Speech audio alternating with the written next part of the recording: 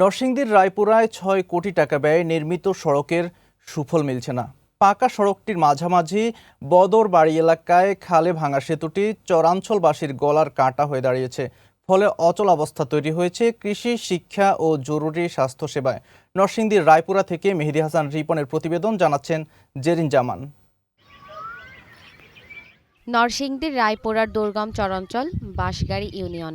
এখানে উন্নয়নের ছোঁয়া লাগলেও একটি সেতুর অভাবে থমকে আছে কয়েক হাজার মানুষের ভাগ্য।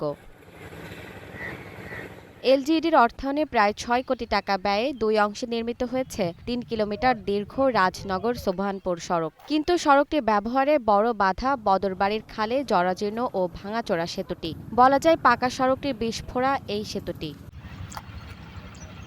বিশাল বাজেটের সড়কটি সুফলের পরিবর্তে উল্টো ভোগান্তি বয়ে এনেছে।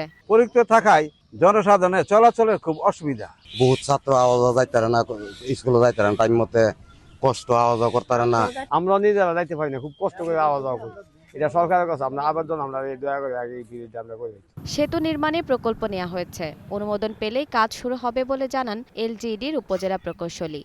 আমরা এই ব্রিজটির পুনর্নির্মাণের জন্য আমাদের প্রকল্পে প্রস্তাব করা আছে। যদি প্রকল্পটি অনুমোদন হয় তাহলে আসলে ব্রিজটি করে দেওয়া সম্ভব হবে, যার ফলে এই রাজনগর সোবহানপুর যে নতুন রাস্তাটা সুফল জনগণ ভোগ করতে পারবে।